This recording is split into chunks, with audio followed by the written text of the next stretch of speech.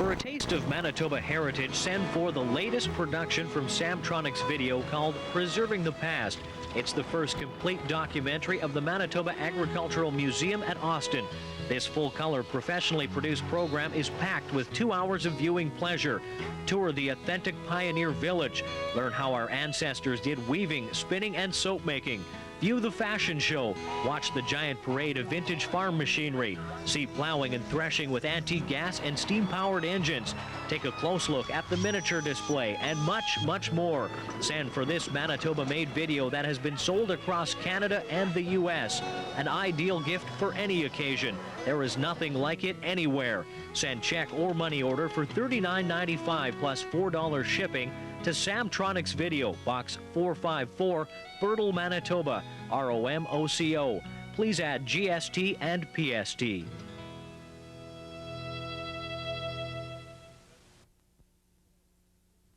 One of the most scenic locations in Manitoba is Riding Mountain National Park. For the first time ever, a video has been produced that captures the beauty, peace, and tranquility of this spectacular park. From sweeping vistas of pristine lakes to magnificent sunsets and beautiful shorelines, to the delicate detail of a butterfly lighting on a flower. This 100-minute professionally produced video effortlessly transports you on a breathtaking journey of sight and sound. Gaze in wonder at the mystic morning fog and mirror reflections on Clear Lake. This video is perfect for the sick and shut-in, the elderly, or anyone who is going through a difficult time in their life. The stunning footage and soothing music combine to make this the ultimate stress release and relaxation video. It is also a great way to show others the majesty of Manitoba's only national park. To order this Manitoba-made video, send $39.95 plus $4 shipping to Samtronics Video, Box 454, Fertile, Manitoba, ROMOCO. Please add GST and PST. The John Deere name has been around for over 150 years. Now a special 2-hour video has been produced that takes a nostalgic look at the restoration of John Deere tractors and farm implements. Get a close look at one of the largest collections of vintage John Deere farm machinery ever assembled in Canada, and see hundreds of John Deere toys and miniature working models. Learn about the world's oldest restored John Deere tractor in existence today.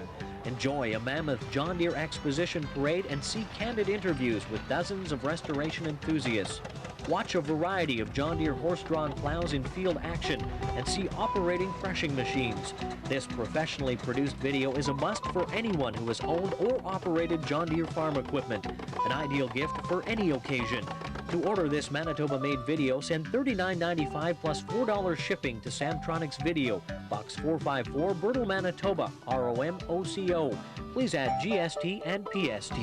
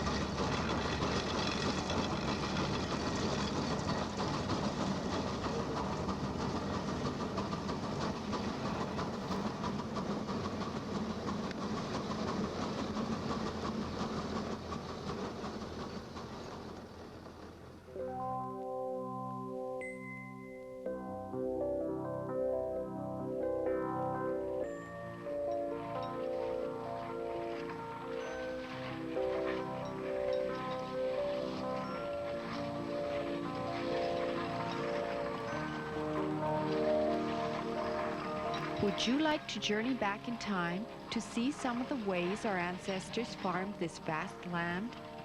In the early 1900s, massive steam-powered traction engines silently roamed the prairie landscape. It was a farmer's way of replacing horsepower with steam power. Many of the old-timers today can tell picturesque stories about these steam tractors. Stories of how the firemen rose at 5 a.m. to light the fire in the engine, or stories of how the men in the threshing gangs would engage in friendly competition to see who could do the most work, or stories of how the sound of the whistle could be heard for miles and was a signal of the noon meal. The years go by so fast, and the so-called progress has taken its toll on these prairie dinosaurs. Gasoline and diesel fuel have replaced the water, wood, and coal. Countless scrap piles have become the graveyards for most of the steam-powered workhorses and turned them into rusting heaps of junk in the eyes of most people.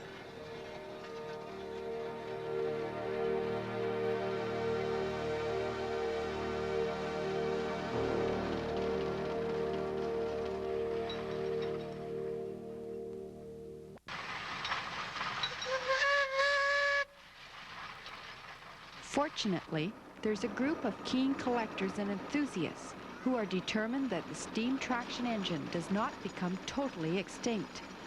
It takes a lot of time, money, and elbow grease to restore an old steam engine, but the men and women involved have a genuine love for these prairie giants. It soon becomes evident that they have real pride in their hobby.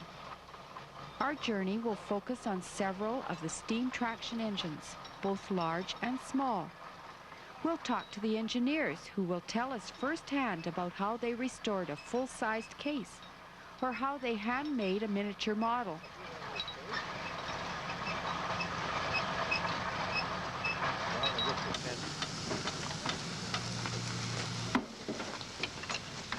Our first stop will be at the farm of Eric and Doug Ireland, who live near the small town of Binscarth, close to the border of Manitoba and Saskatchewan. It's late fall, and the harvest season is slowly winding down. Most of the crop has been combined and stored in bins with the fast and efficient modern combine. But for a bit of nostalgia, Doug and Eric have set aside a few acres of crop, which they stooked and made ready for the old threshing machine. With the help of their good friend Jack Beamish from Hamiota, Manitoba, they revived an old steam traction engine, water wagon, and separator to finish the harvest season in style. Good. Good. You're looking good, Dad.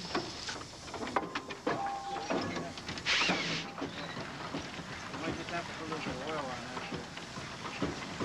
Squirt a little bit of oil in there. I've helped work around steam engines since I was a kid, about 8 years old.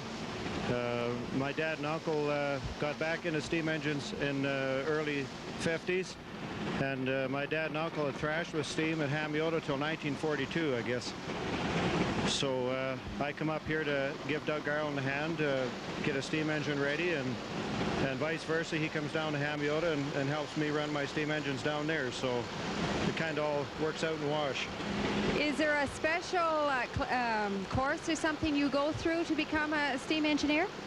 Some of the young lads now come and help the older fellows at the museums and that work around these steam engines, and after they get some practical experience, they can take courses, or when they feel they have enough practical experience working around the engine, they take an examination and write for their steam ticket, for steam papers. Now, what actually would you do here with the engine today? Once we've got it out here in the field and bailed it up, it's just a matter of firing it now with wood and keeping the water level up and giving it a little bit of oil. Now, to start it up originally back there in the yard, what did you do? Well, first thing you do with a steam boiler, you check the water level. That's a very critical thing with a steam boiler. And when the water level's sitting at the proper level in the boiler, we clean the ashes out, clean the boiler tubes out, and start a wood fire in it. With a warm boiler like we had this morning, with good wood, it only takes about an hour to steam up. But when the boiler's set for a while and everything's cold, it might take 2 hours to steam it up. And then We seen you coming along the road there. Sure looked like a slow process. About how fast were you going? These old engines here, this one traveled 2.5 miles an hour. That's what it pulled a thrasher or down the road at, and when they plowed, that's the speed they traveled at, was about 2.5 miles an hour. And now once you've got it stationary, it just sits there and you just keep pumping water in it? Is this correct? Yeah, every periodically we have to turn the injector on and bring the boiler level up and keep the wood fire up. There's not really much to it. It's easy going. And it's just run on wood and water? Is this it? Yeah, we just use wood here. If you have access to good coal, you can use coal. Whatever, I guess. In the old days, some of them burned corn cobs. Mainly here in Canada, where we had lots of straw, they all fired on straw. That's all they used. Well, and where else have you ever gone to do this, Jack? Anywhere else around the area? Oh, probably a couple of dozen different farms now. I've been out in Saskatchewan helping fire engines there, and quite a few various places around Manitoba. And I go to several steam shows in the United States, help fellows down there fire engines and run them through the Prairie, and we thrash with them and plow with them. And then, of course, at my own farm in handmade, I thrash down there usually one afternoon every summer, and I plow down there. I have a 14-bottom plow I plow with regularly. Do you enjoy it better than working with the modern-day tractors? Yeah, it's something that got in my blood. You can't explain it, but I love working around the old steam engines. They have a nice smell to them, and they're nice to work around, but I wouldn't give up my modern-day tractor either, with the cab and all the comforts. So it's nice to have the comparison. It's nice to show the comparison with the young kids today, you know, what they're working with now and what they worked with 75 years ago. You know, it's maybe everybody can learn a little bit from it. We noticed a little fellow up there with you. Is that your son? Yeah, he turned 5 years old this summer, so he's been climbing around them ever since he could walk, I guess. But as bad as what I was when I was that age. So are you going to bring him up to be another steam engineer? Well, I can hope anyway. He'll take an interest in it and carry on someday. It just gets into your blood, I guess, and it just keeps going. Yeah, I was, when I was just a kid, like my age of my boy, my dad and uncle, that's all I ever talked about was good old days with the steam engines. And I don't know, you can't explain it. You just grow up with it, and it's a pretty interesting hobby now. It keeps you out of trouble on the odd weekend.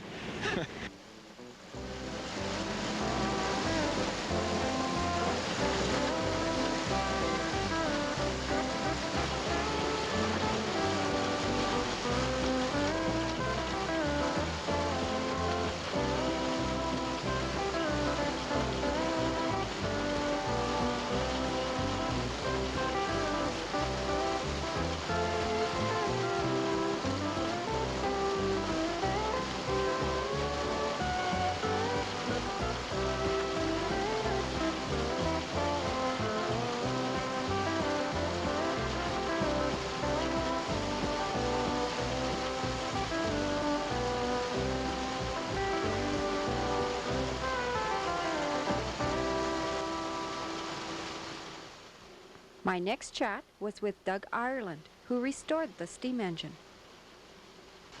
Well, this steam engine was bought new in Russell by David Custer and his brothers in sometime after 1910. Originally it's a 1910 engine, and I've taken it apart and put a new boiler on it because the original one was thin. They rust over the years. The water rusts the metal of the way, and that boiler got thin. So I found another boiler north of Edmonton, Alberta, and I brought it home and took it all off the old engine, all the pieces, and put it all back on the new one, and put it all back together, rebuilt everything, and put it so it would work. And this is the first time we've used it today. It seems to be running good. About how long did it take you to restore it? Oh, about 4 years, I guess. Is it very hard finding the pieces for an old machine like this? Well, this one wasn't too bad. Like, it's hard to find pieces for them, but this one was all together. Like, the old engine was complete, eh? So all I had to do was take the pieces off, rebuild them, and put them back on the new one, like the new boiler. What kind of a steam engine is it? It's a case. And you said it was made in 1910. Any idea how much it would have been bought for back then in 1910? Oh, probably around $2,500. Okay, what can you tell us about the machine itself? Like, how does a steam engine operate? It's just like you want to compare it to a kettle of water. You heat it up and the water boils. The only thing is with this, the steam can't escape. It's trapped inside, so then it builds pressure. And the pressure is what, like, it comes out of this boiler and into the cylinder, and it's got pressure on both ends of the cylinder, not just one end like a gas engine. That's why the cylinder's all enclosed, eh? And as it cools when it comes into the cylinder, the valve shuts the steam off after it comes into the cylinder, and as steam cools, it expands, and that's where it gets its power from. And it pushes the cylinder one way, and then when it gets to the other end, it cuts it off and puts it in the other end and pushes it back. And as it travels back, the steam is cooling and expanding. And then goes into the crosshead and the crankshaft. And About how much pressure are we talking about here? 100 pounds. So what would that run besides a steam engine, besides a threshing machine? Oh, you could run a sawmill with it. There's lots of applications you could use them for. Anything that they used to use belts on pretty well. So like a plow or anything like this out in the field too? Yeah, you could plow with it, harrow with it, whatever you want. It's like they used to seed with them and plow, and, all the field work if you wanted. Any idea what the man that originally had it used to use it for? He used it like for plowing, and they thrashed a lot with it. Like they used to go around with a big gang and thrash all over in the area it came from. And like we see that big wheel, is that the cylinder you're talking about, that thing that's going around on the side here? No, that's coupled to the cylinder. There's what's going around on this side is the crank disc, and then it's hooked to the connecting rod, and the connecting rod's hooked to it's hooked to the cylinder with a wrist pin. Okay, and there's a whirly thing up on top. Quite fascinating. What is that? That's a governor.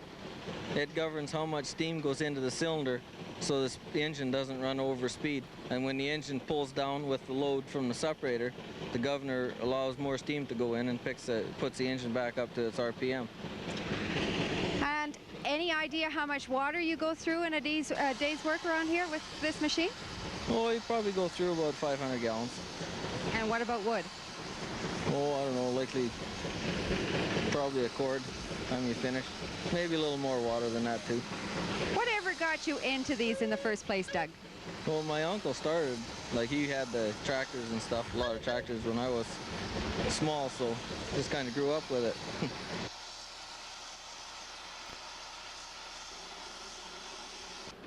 Dorothy Custer had more to tell us about the steam engine. It was her father-in-law who originally owned it. She goes on to give us a first-hand account of how the women fed the threshing gangs. Well, when I was married, they were using it, and that was in 1931. It had been my husband's dad's steam engine and outfit. It was a large separator. I couldn't tell you measurements, but they had spike pitchers and field pitchers at that time. And when they were unloading sheaves, there was always 2 pitching in, and they were from both sides. They unload 4 pitching in all the time. But of later years, after we were married, they just used pitch from one side. They had 12 or 10 stook teams, and often had field pitchers to keep the outfits coming in time. And it took a good pitcher to keep that feeder fed with just one throwing in like that. So, but I don't know, we had a gang of, then there was, my husband was engineer, and his one brother was hauled water, and another one was the separator man, and another one kept the fire. There was the fireman.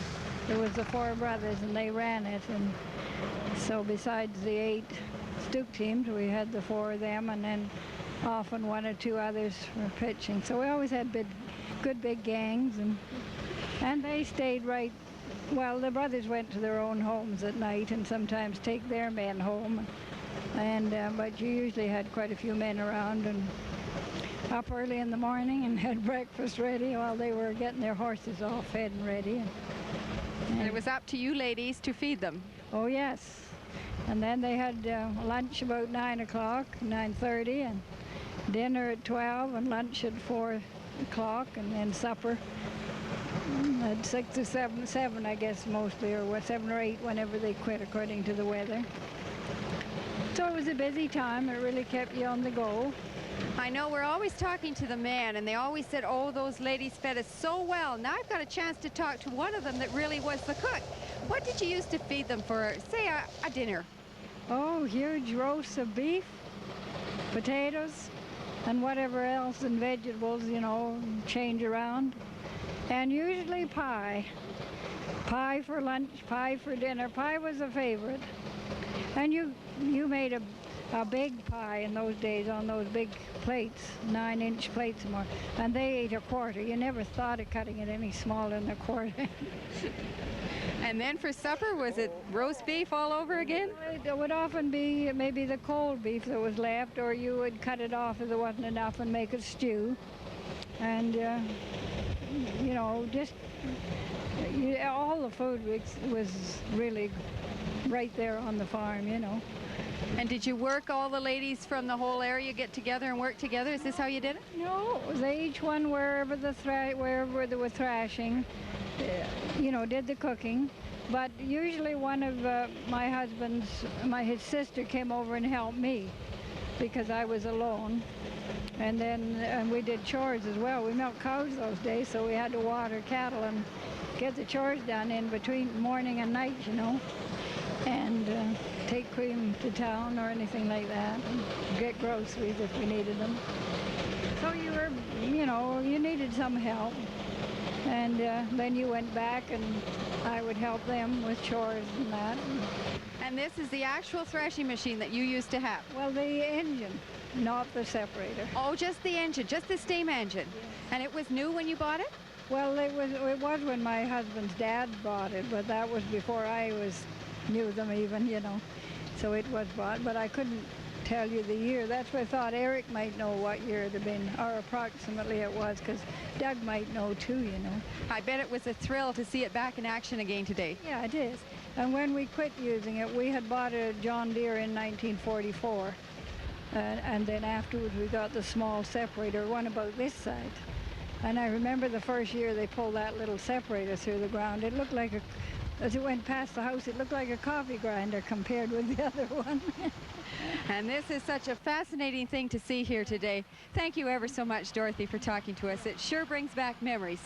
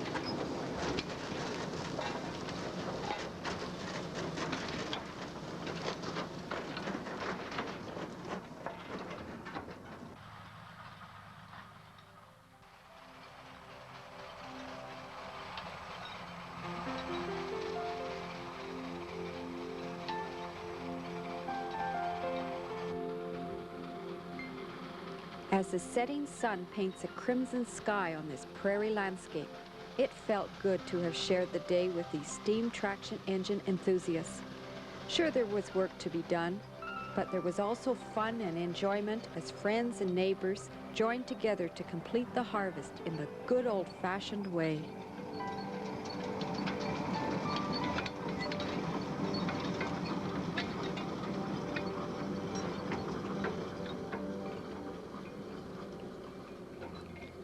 Our next stop was the annual Threshermen's Reunion held near Austin, Manitoba.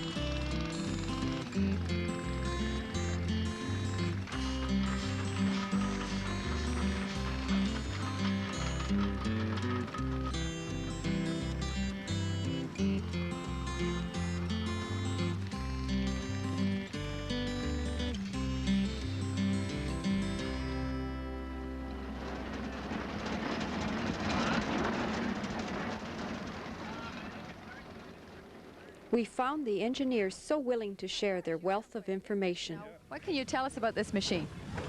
Well, it's a 9-horse.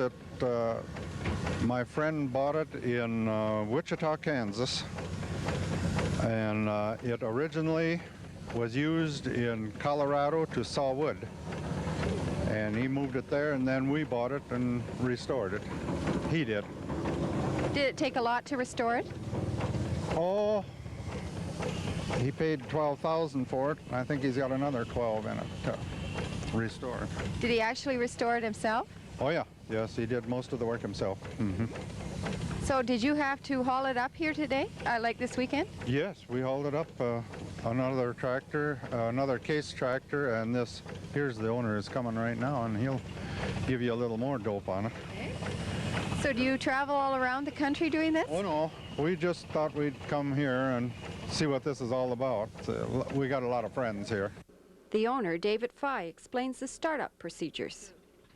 Well, the first thing we have to do is clean the flues, of course, and the firebox and the ash pan.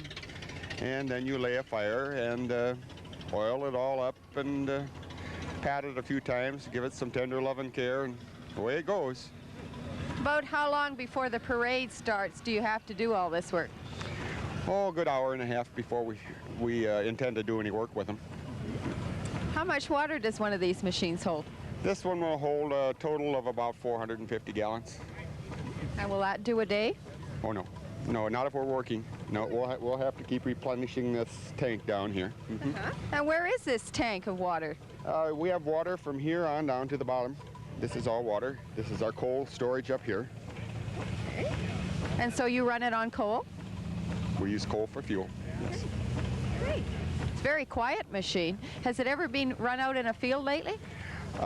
We just finished restoring this about a month ago, and so we haven't had it in the field. We did thrash with it yesterday, and that's where I'm going now. We're going to go out and thrash with it now. Great. Well, maybe we'll catch you over there later. Super. Thank you.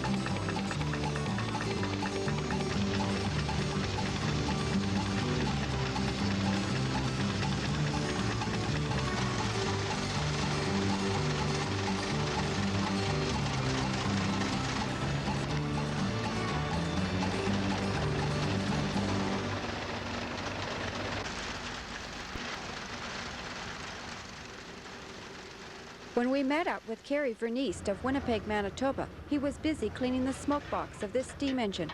He explained why this action was necessary. This is a smoke box here.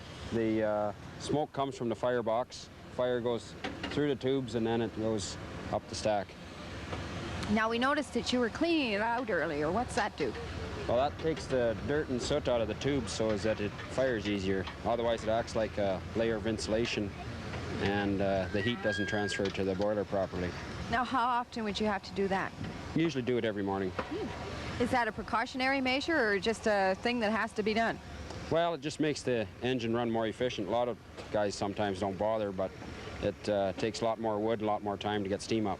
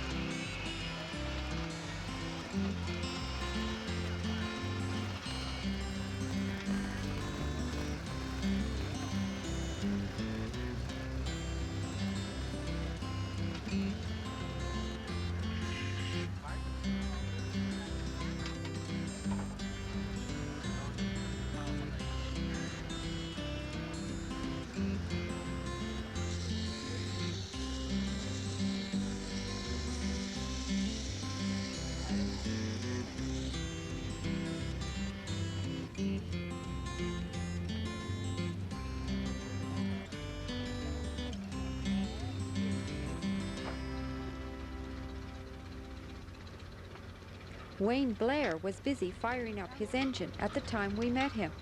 There weren't many other engines like this one on the grounds. It's a 2585 Nicholson Shepherd. It's a twin cylinder. It was owned by Mr. Don Milne from Mackinac, and Terry Farley, who was the administrator here, he bought it about 6 years ago, and I started firing it when it came down here, and then I started operating it 5 years ago. So I'm the operator now. Now, to be the operator, do you have to have special papers or anything? Oh yes, you have to write a traction steam ticket. Yeah. And is that for life? Like you can be an operator forever? You can be an operator for as long as you can put up with it, I guess, and but you have to renew your ticket every year. You have to, the Department of Labor asks you to pay them a little sum of money to get it renewed every year. So what got you into it in the first place? Well, I work in a steam plant, and the fellow I worked with here 20 years ago, I used to come down with him, and he had a little 20-horse case that I helped fire, and being a farm boy, I was interested in it, and I got, when I got a chance to, Terry got this one, I got a chance to operate this one, I just started. You can't, I guess you can't get the steam out of your system, and I just love the smell of the burning wood. So do I. Yeah, just fantastic, I think. Yeah, dirty, but dirt washes off. Yeah. So do you come to Austin every year? Yes, yeah. And I came before, you know, for a day or sometimes 2 days just to watch, and I thought, well, why watch? Why not get involved?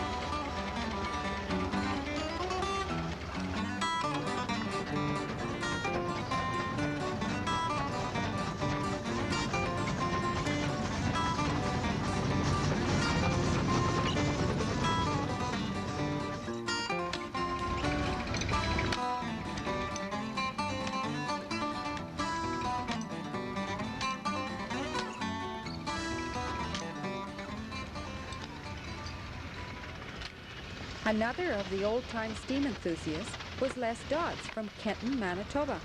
He tells an interesting story of how he and the steam engine are the same age. This machine we see in front of you, is this your machine? Yes, it's in the family. Mm-hmm. Yeah. Where did you get it from originally? It was bought by my uncle in 1907. Good. And it's been in the family ever since. Oh my. Yeah. So what would your uncle have done with it in the 1907 years? It was used for thrashing only. No land work. So did he go around from farm to farm, sort of like custom work? Custom thrashing. Really? Now, when you're thinking back to those olden days, did you have anything to do on one of those machines like this? No, my uncle bought this machine on the 26th of July in 1907. I was born on the 2nd of July in 1907. So we have quite a bit in common. You do. Yeah. So did you ever run one of these machines? Yes, I had the privilege of firing it for 2 years, and it gained a lot of experience. Mm-hmm. And I was around steam thrashing outfits all my life. I was as early as 7 years old, I guess. Really? So sort of growing up with steam. And now your rest of your family are involved in it too? Yes, my son is taking over now. Good. Mm-hmm. So when you were out there, you were in the parade, were you? Yes. Now, when you were out there in the parade, did you think back to when you were in the threshing days and think of the olden days? Yes, I think we always do. Great. Yes, there's lots of company out there.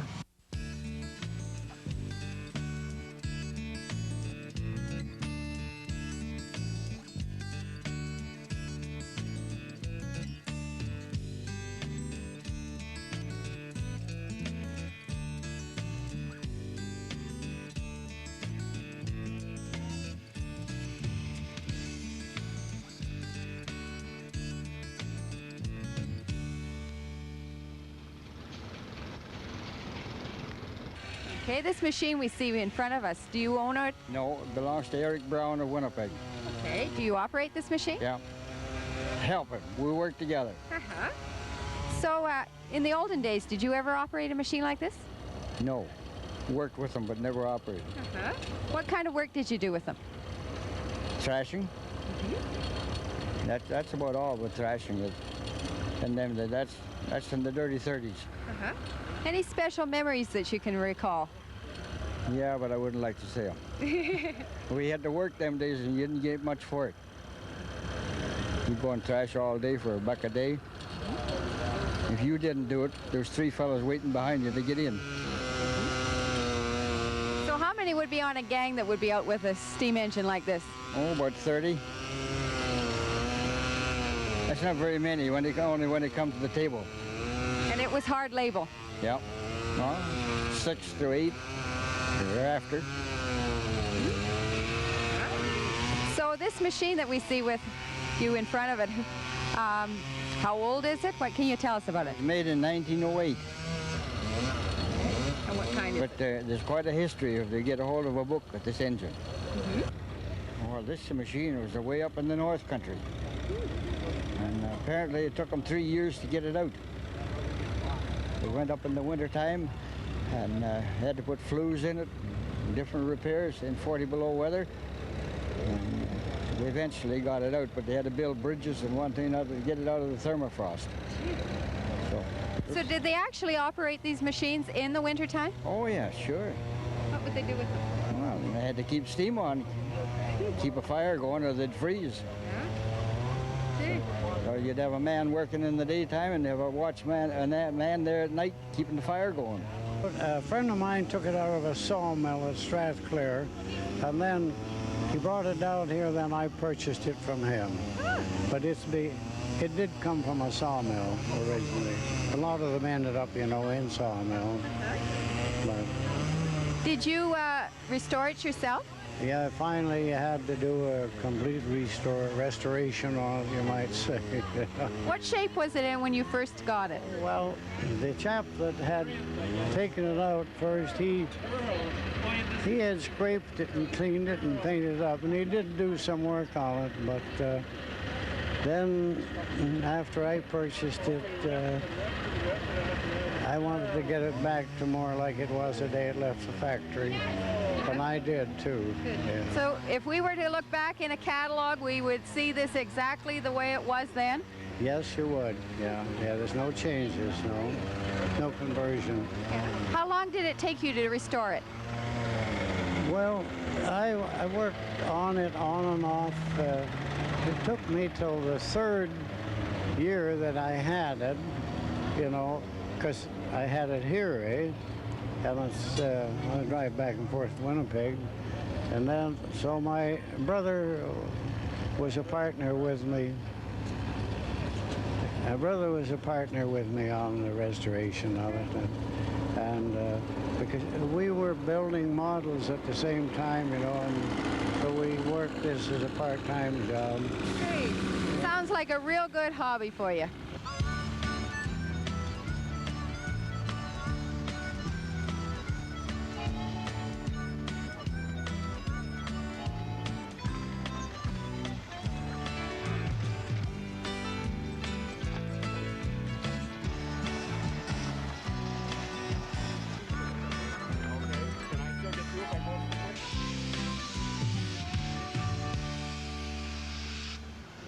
One of the highlights for us at Austin was a miniature steam exhibit.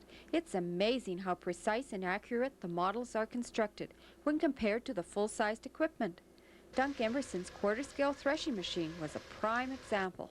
Well, it's a little quarter-scale McCormick Deering threshing machine, I think of about the 1929 vintage, and this is the model of it, of course, and I built it in a period of about 2,000 hours in approximately about 7 years, and just my spare time as I was able to. And it's fully, it has everything in it that the big one had. It would thrash if you put the grain in it. So it runs very well. I'm very pleased with the way it's running this year. I've had no trouble at all to speak of. Where did you find the blueprints for it? I made the blueprints up from, I had access to a full-size one, which I measured up and scaled down and made a set of blueprints, which probably took 40 or 50 hours to do that. And it's as close to quarter scale as I could possibly make it. And where would you find all the parts to make such a little cute thing as this? Well, you make all the parts from raw material. Everything is made, all the little gears are handmade. All the pulleys are made, the wheels, everything is handmade. There's no parts available for anything like that. And where you had to find a steam engine to go on it, is this how you power it? Yes, this is Mr. Thompson's steam engine. He's run it now for several years. I'm building a steam engine myself and a little gas tractor, so I'll have a complete set eventually. Have you ever actually thrashed any grain with it? We don't do it as a rule because it gets everything plugged up and dirty and everything. So for a show like this, it's better not to put any grain in it, because all you need to do would be get it plugged up and busted, and then you'd be over for the rest of the day. You'd be repairing. And whatever made you think of building such a little model in the first place? Well, I've seen several of them and decided that I'd like to try it. And of course, once you get started, then it's just a matter of keeping at it, and it's worked out all right. But I've always been fascinated by this type of thing. Well, keep it up. It looks great. Thanks. Thank you. Thank you very much.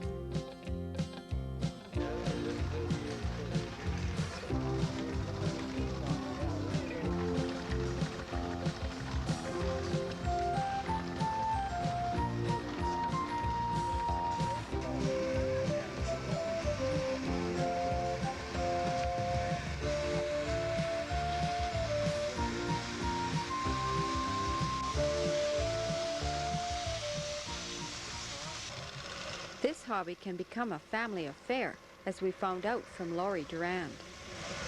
This is my grandfather's engine. He's from Holland. It's Ab Thompson. He built this one.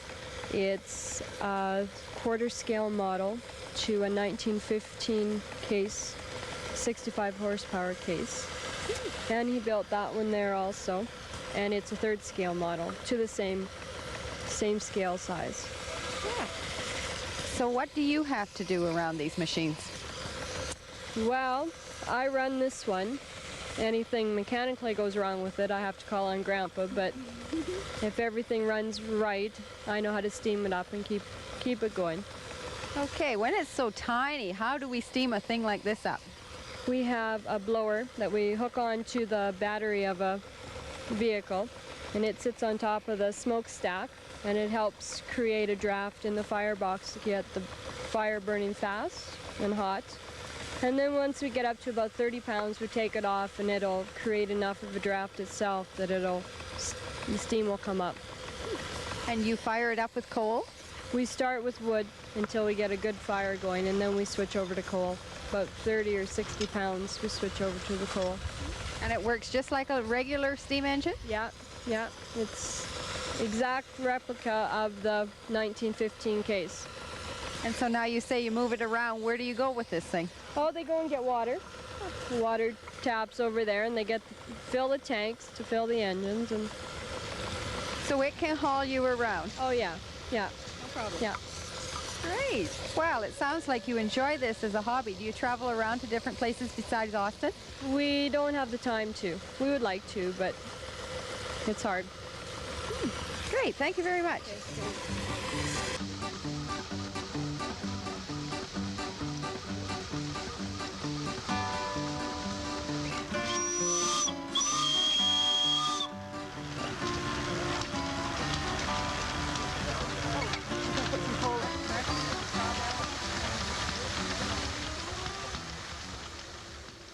It is obvious that the models are given tender love and care, but they do need a drink once in a while, as pointed out by Alex Gervais from Elida, Saskatchewan.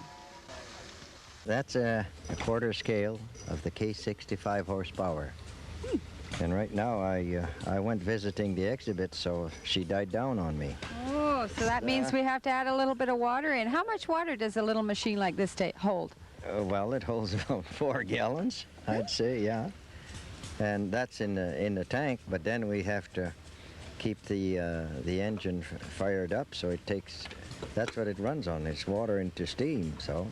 And how often would you have to fill it? Like how many hours would it go before it needed another fill?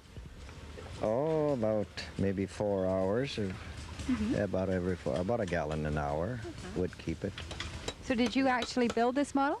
Yeah, with parts that I buy, and then we machine them. But I just finished it lately, but first had it running in '71. So what gave you the interest to get into something like this? Oh, well, the older people talking about steam. Actually, I never saw Dad's steam engine and Uncle's steam engine working because they changed over to gas in '24. So I had always had the hunch to see one of those run myself. So how long did it take you to build this? Oh, quite a while. Quite a while. I have to say that I built it in stages, finished it, and in '71 I had it running, but last winter I rebuilt it all, like make it complete as I could with these little bars, and redone all the levers and such so that it would be, and even the little toolbox. So now it's really, I got to get stencils for it, but I found a lady come up and showed me where their tent is, and I can get little stencils for it, and it'll be really finished. Great. Just like the real big thing. Thank you very much for talking to us.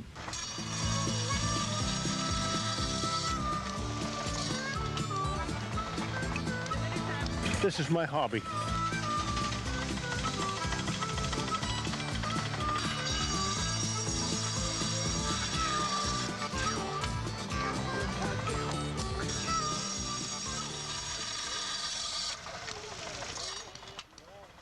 It's all mine. This is a shingle mill. That's a sawmill. That is a cordwood saw. And this is the thrashing machine behind me. And the model steam engine operates it all. So did you build all this yourself? No, I don't get credit for all of it. The engine was 3/4 done before I got it, or maybe more than that. But it took me a year after I got it to have it ready for put out on exhibition. So how long have you had this as a hobby? Since I quit the farm about 12 years ago. Well, it's a fascinating hobby here. Do you go around to different fairs and things to demonstrate it? You'd better believe it. I was at Alpingstone, Ericsson, here, and I've got to phone back to a person when I get back home from here if I'm willing to go to Grandview.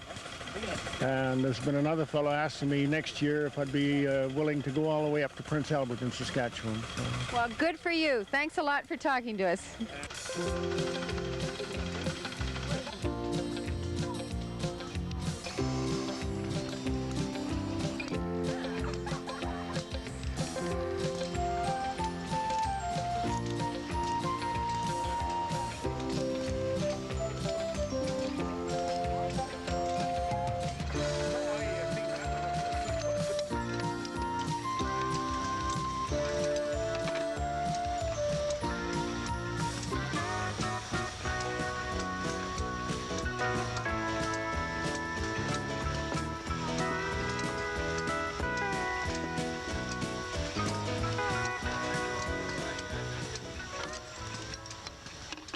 So what brings you back every year?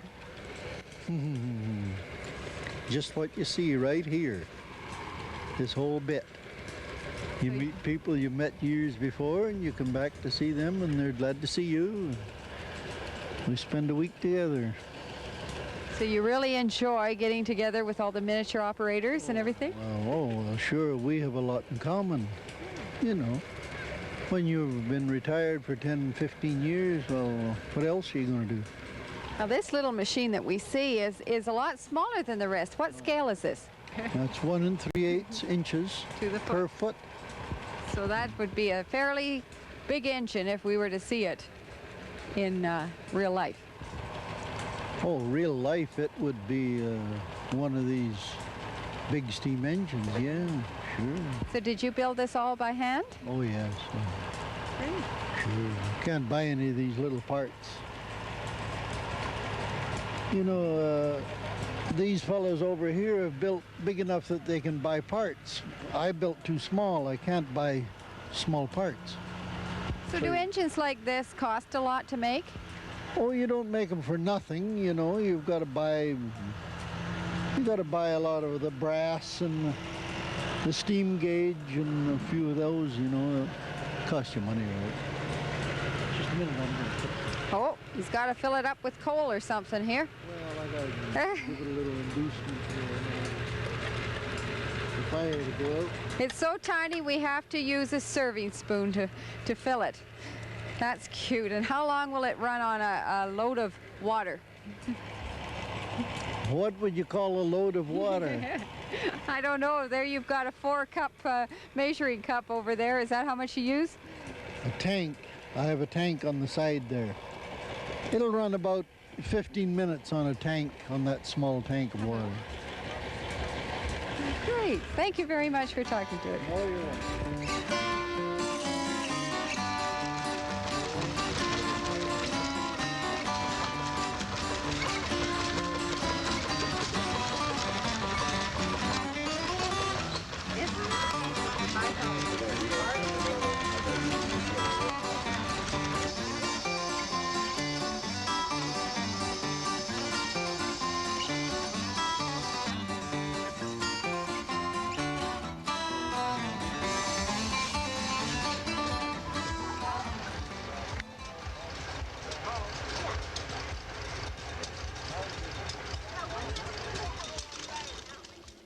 It's not steam-powered, but we couldn't resist taking a closer look at this gas-operated model tractor.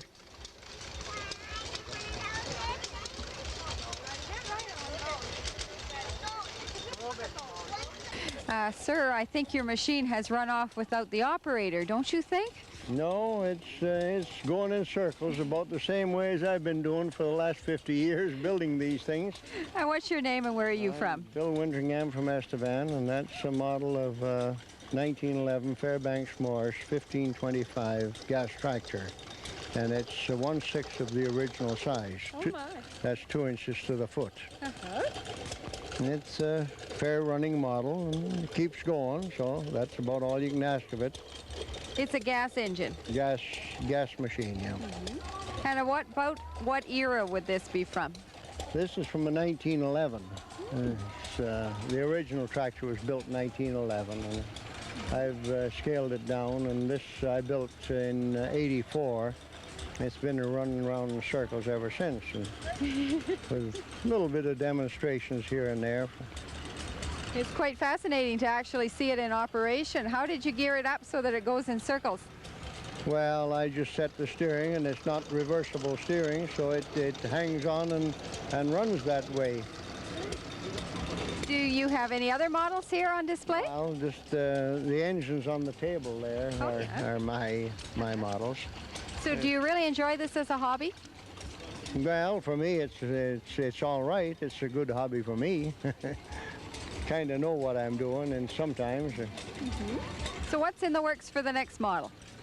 Well, I'm thinking of building a model of a 2040 case, a 4-cylinder engine. It'll be a 1/3 size. That's 4 inches to the foot.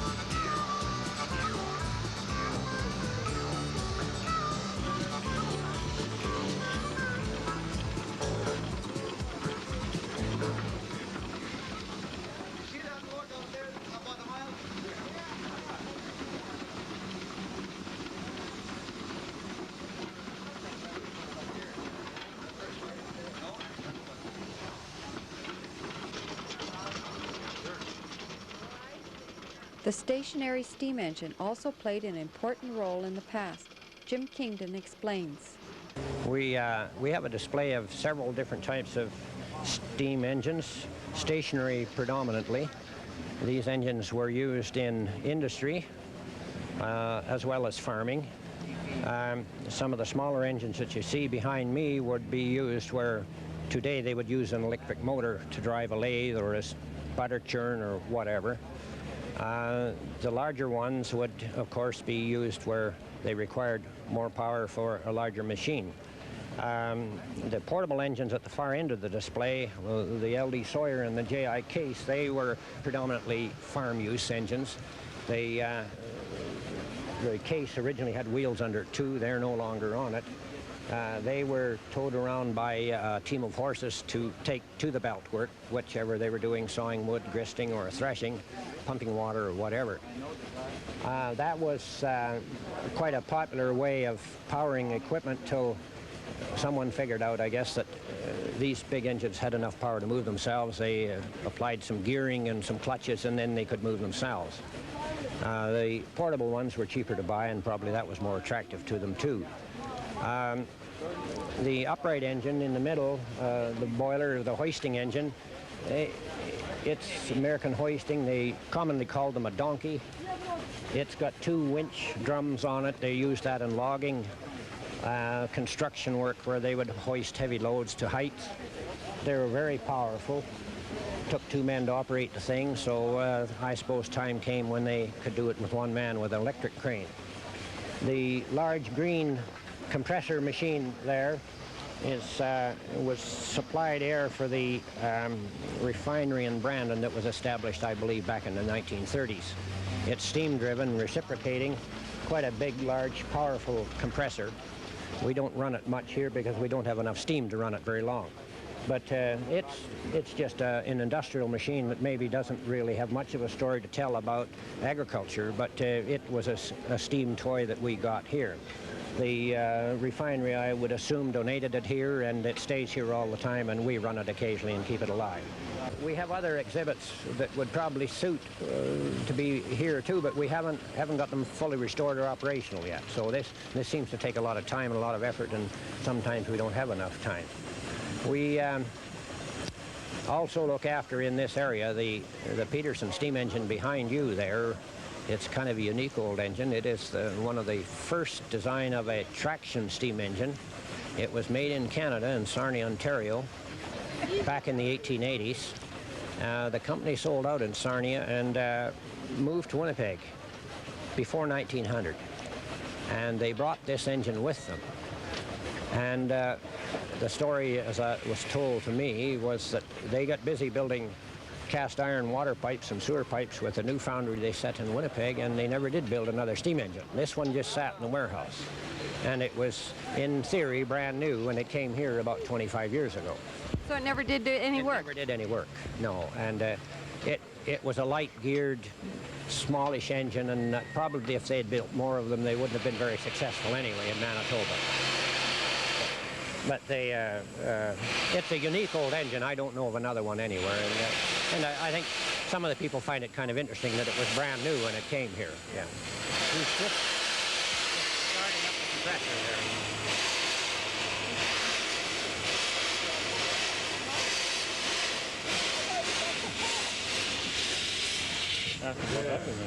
there. He has already talked about it.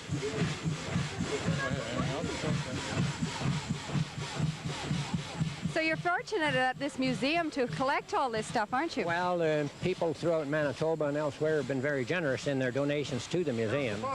The biggest majority of the stuff here has been donated by interested people to the museum. It is now held in trust for the people of Manitoba by the Agricultural Museum, and we're quite proud of it. We're quite proud of the show that we, the equipment that we have here, and it takes a lot of work by a lot of people to put on the show, but we don't mind doing that, and people seem to get some pleasure out of it.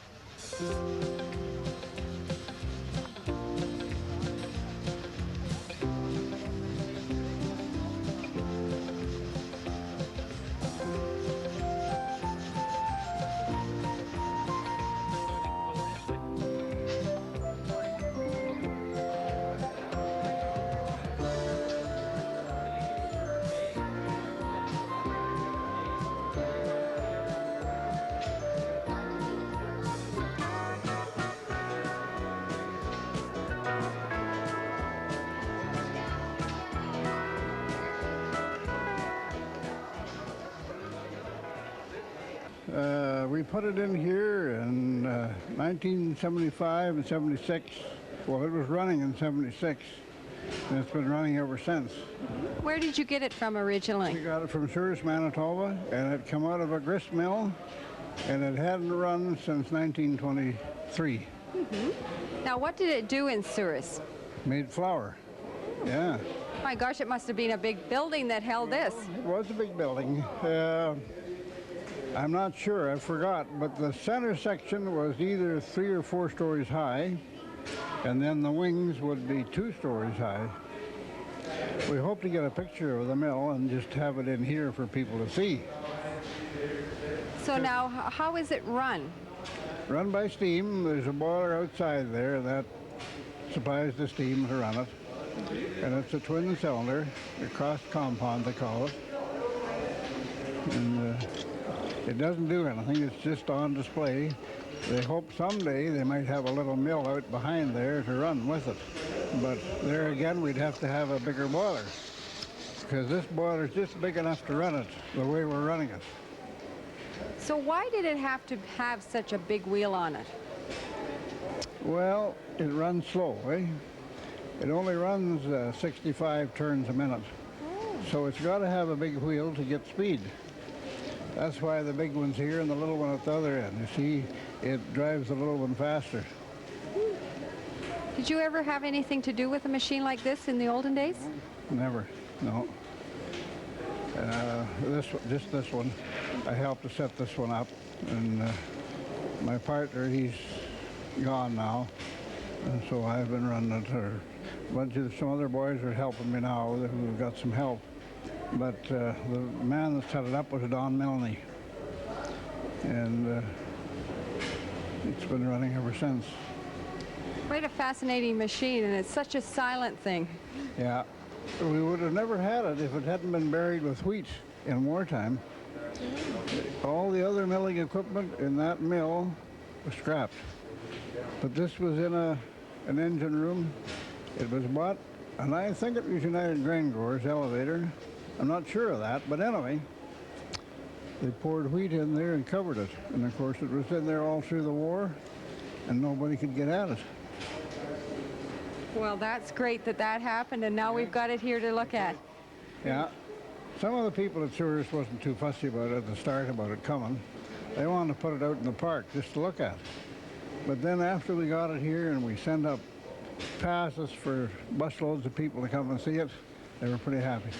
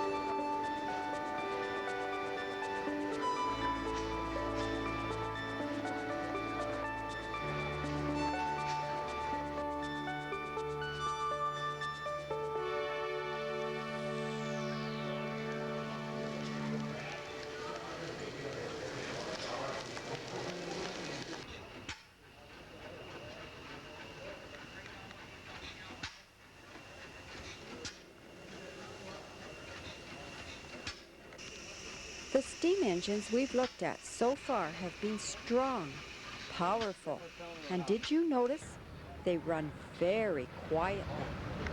But then there are others, those gas engines, that are a little bit on the noisy side.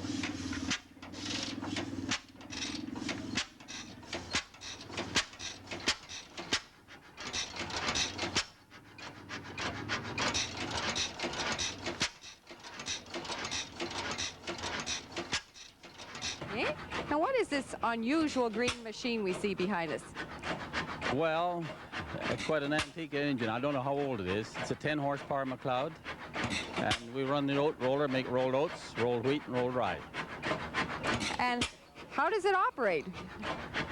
The mill has two rollers, a large one running against the small one. The grain goes down between the two and flattens the kernels out. Where did it come from? The mill? I don't know. It was here when I came here. I don't know where it came from. And who would have originally used such a thing as this? Farmers for feed. Individually? Yeah. And the oats, I got it off in feed mill, and they hauled them, and I took them home and cleaned them.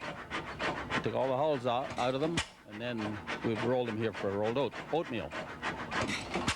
And is it run by gas or steam or what? Yeah, it's gasoline, yeah. They call that a hit-and-miss engine. I was going to say, sure does make a noise. Yeah, it was worse than this till we put the exhaust pipe on it. I would just love to know how old this machine is. Well, I don't know. It says they're as old as hell, so I don't know.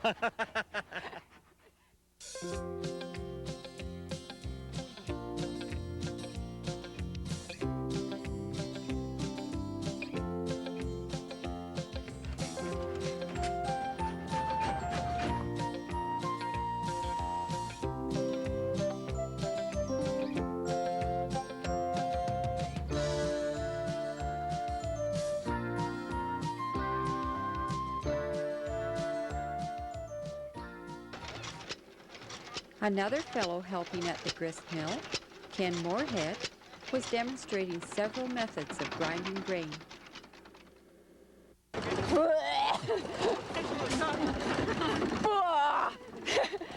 There's gotta be an easier way than this. There is, right over here. Oh, thank you. There is an easier way? Yes. Like this looks like the old-fashioned way of doing it, isn't it? Yes, that's right. Yeah, it is. It's brought out of the North Country. The Ukrainians used up north when they first came up north grinding flour. So all they did was, what did they do? Throw some grain in there? Grain in the center, and they just turned it like this. And of course the grains come out here. Oh, yeah. Which was their way of doing it in those days. Didn't have the tools to work with they have nowadays and this kind of thing. And of course then we moved to the other mill over here that... yeah, this one you think that you could replace my machine with this? Certainly. Okay, let's go over and talk about this. This one here is not new either. It came out of Prairie, Manitoba. It was in the flour mill out there, and 10 of us purchased it. And it has stone burrs in it. Grinds flour here every year for the last 10 years. And we just put new stones in it this year. And it's owned by 10 of us, as I said, and travels with our show. Okay, now this engine at this end, what can you tell me about it? Well, this is a 7-horse Eaton. It was bought in 1918 out of Eaton's catalog. And we purchased it out in Moose Jaw, Saskatchewan, from the auctioneer out there. We bought the crusher at the same time. The crusher is in perfect shape, and we travel with this outfit all summer long to these shows and so on. Any idea how much it would cost? This here?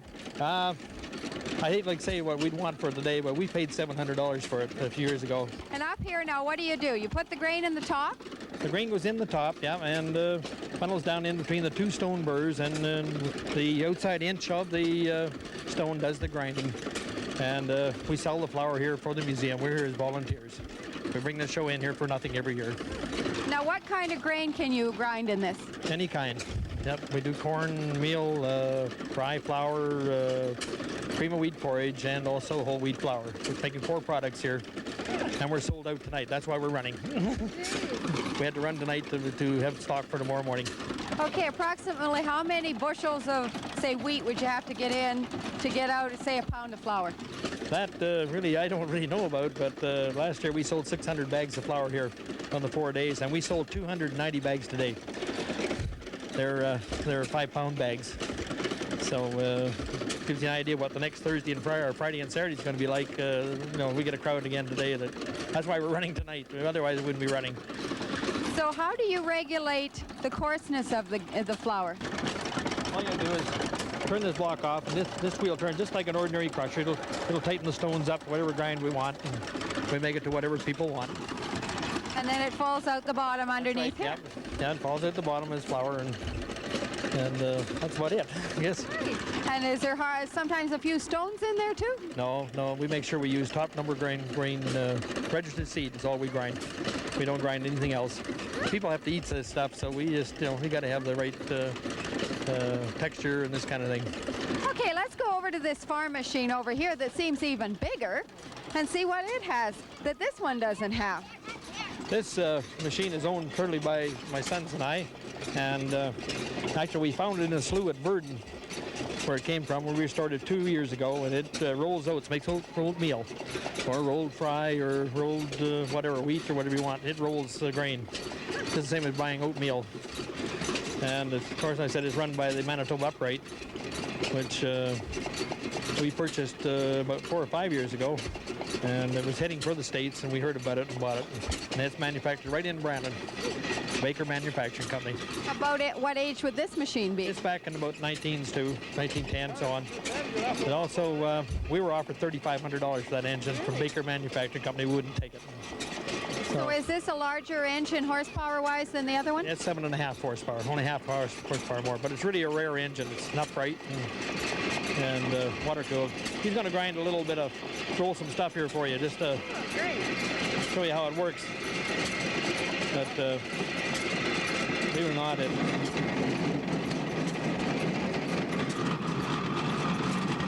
makes a bigger noise than the other one. That's right, yeah. So would these engines and grinders be inside a building when they were used originally? I would imagine so, yeah. They were, a lot of these engines were used on places where they had a large amount of horses. Back to this, you know, where they rolled oats for their horses. So would a company own this, or would an individual? No, just an ordinary farmer, probably, yeah. No, it was, as far as I would know anyway, that said that we have a pretty well, we own the next trailer too. We have a complete show with travel fairs, circuits, and this kind of thing when we have time. We have over 80 of these engines to travel with. Well, thank you very much for taking the time. This is fascinating. You're welcome.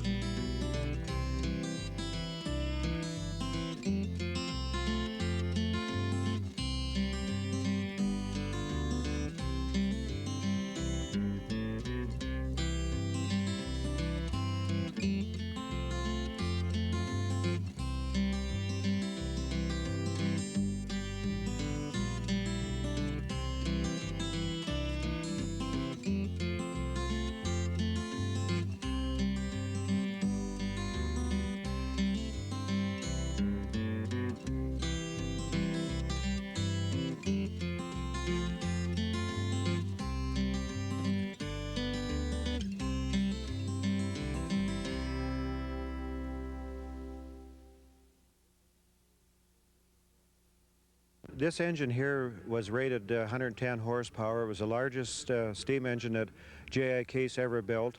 It come equipped with power steering and a locomotive cab. Just briefly, I completed this engine about 5 years ago. I built it completely out of parts, right from the bare boiler up, and I've worked at home on the farm.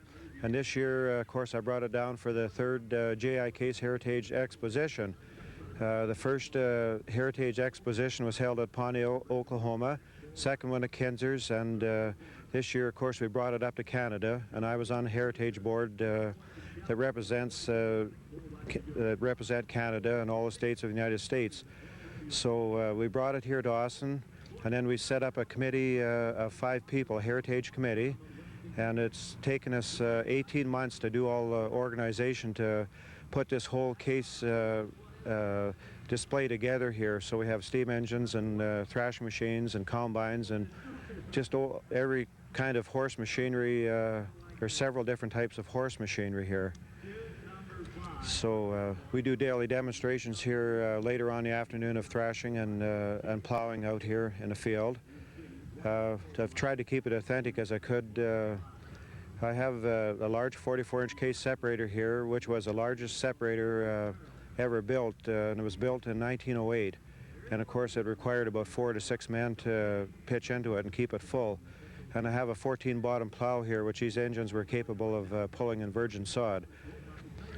So it's been a pretty exciting week and a bit of a tiring week, and a lot of fun visiting with everybody. With all that organization, you must have spent hours and hours, you and your committee, getting this all organized to come off such a success. Yeah, we made a lot of trips down here to the museum, and we did a lot of work on the grounds here, all the fellows cleaning the grounds and setting up the lights and just getting the ground itself organized to set the display on, because it was hard to know how many tractors were coming in and combines and steam engines, and there was certainly was a lot of hours of meetings and a lot of hours of just getting the machinery ready itself, and getting in touch with people all over Canada and the United States. We've got tractors here from Ontario, and as far away as Ontario, as far away as almost Calgary, and a lot of states in the United States. I think even Pennsylvania and Michigan and Kansas, probably in Oklahoma, we've got displays. It's just, I don't know where all the states are, but it's come from all over North America. It made it really interesting. I bet. As the sun slowly sets behind these massive machines and this big event is almost over, in one word, what would you say to sum it all up? It's been fun here. It's a lot of work, but it's been fun.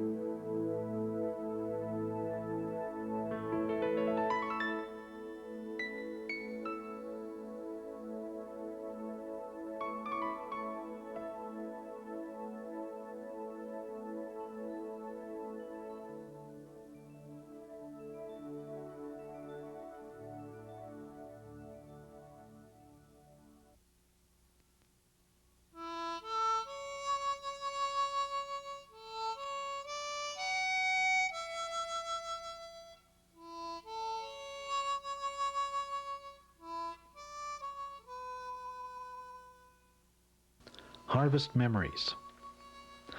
I have a restless feeling as the autumn days roll by, for I see the combines rolling beneath a bright and shiny sky.